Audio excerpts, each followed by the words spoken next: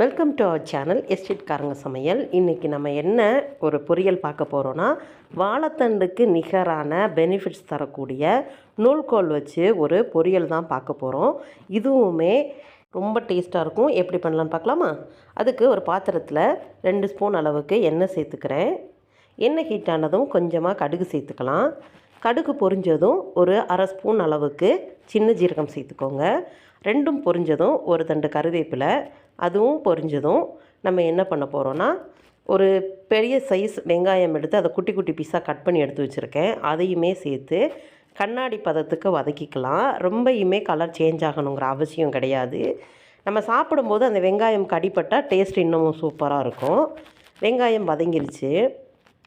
இப்போ நம்ம என்ன பண்ண போகிறோன்னா, க்ளீன் பண்ணி எடுத்து கட் பண்ணி வச்சுருக்க நூல்கோலை இதோட சேர்த்துக்க போகிறோம். சேர்த்து நம்ம ஒரு 5 நிமிஷம் இந்த ஆயில்லையே நம்ம நல்லா வதக்கிக்கலாம். லோ ஃப்ளேம்லேயே வச்சு கிண்டி விட்டுக்கோங்க. நல்லா மிக்ஸ் ஆகட்டும்.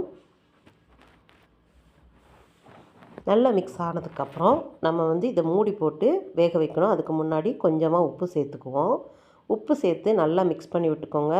எல்லா காய்கள்லேயுமே நம்ம சேர்த்துருக்க உப்பு படுற மாதிரி சேர்த்தது கல் உப்பு, அதனால நல்லா மிக்ஸ் பண்ணி விட்டுக்கோங்க.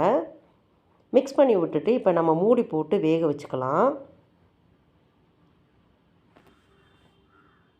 இப்போது ஒரு 5 நிமிஷம் கொதிச்சிருச்சு. இப்போ பார்த்தீங்கன்னாலே நம்ம தண்ணி எதுவுமே சேர்க்கலை. ஆனால் இதில் தண்ணி எவ்வளோ இருக்குது பார்த்தீங்களா? மூடி போட்டு வேகிறதுக்குள்ளே தேவையான மசாலா ரெடி பண்ணிடலாம். 3 சில்லு தேங்காய் எடுத்துக்கோங்க. குட்டியாக 3 வரமிளகா, அது கூட 2 பல் பூண்டு, 1/4 ஸ்பூன் அளவுக்கு சோம்பு சேர்த்து கொரப்பாக ஒரு சுற்றி எடுத்துக்கோங்க. இப்போ பார்த்தாலே தெரியும் அதில் உள்ள தண்ணியெல்லாம் ட்ரை ஆக தொடங்கி இப்போது நம்மளுக்கு ஒரு 50% வேக ஆரம்பிச்சிருச்சு. திரும்பியும் மூடி போட்டு வச்சு நம்ம குக் பண்ணி எடுத்துக்கிட்டோம். இப்போ உங்களுக்கு 3/4 பாகம் நல்லா வெந்துருச்சு. தண்ணி எல்லாமே வற்றி வந்துருச்சு. நம்ம இப்போ என்ன பண்ண போகிறோன்னா, நம்ம மிக்ஸி ஜாரில் சதைச்சி எடுத்து வச்சுருக்கோம் பார்த்தீங்களா, தேங்காய், அந்த வரமிளகா.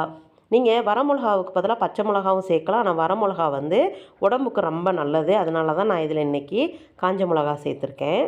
இப்போ அரைச்சி வச்ச தேங்காவை அதோடு சேர்த்து நல்லா மிக்ஸ் பண்ணி விட்டுக்கோங்க.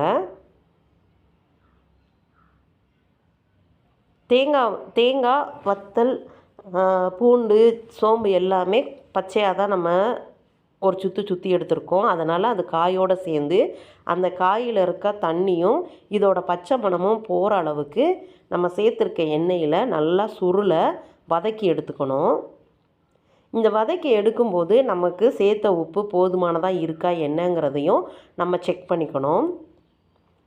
செக் பண்ணிவிட்டு நல்லா தண்ணி எதுவுமே இல்லாமல் சுருள வதக்கிக்கோங்க. நீங்களும் இதை உங்கள் வீட்டில் ட்ரை பண்ணி பாருங்கள். வாழைத்தண்டு சாப்பிடும்போது என்ன ஃபீல் இருக்குமோ அதே ஃபீல் தான் இதுலேயும் இருக்கும்.